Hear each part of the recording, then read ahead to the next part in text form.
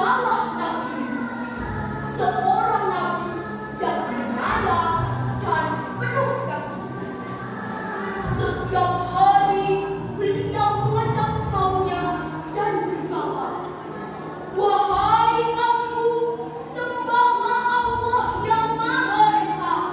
Jangan sembah berhala-berhala itu, karena hanya Allah yang menciptakan kita semua." Namun sayang, mereka tidak mau mendengarkan. Bahkan mereka menertawakan Nabi Yunus dan mengejeknya.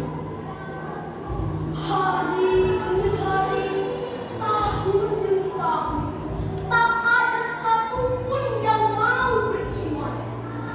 Akhirnya Nabi Yunus berkata dalam hati, "Aku sudah berusaha, tapi mereka tetap membangkang. Aku akan pergi meninggalkan mereka." Nabi Yunus pun berjalan menuju laut. Beliau menaiki sebuah kapal besar bersama banyak penumpang. Awalnya angin berhembus lembut, ombak bergoyang pelan, dan semua tampak tenang. Tapi tiba-tiba, wush!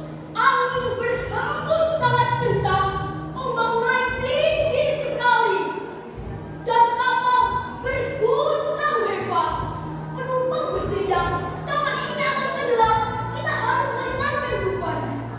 Mereka melempar barang-barang ke laut, tapi ombak semakin besar.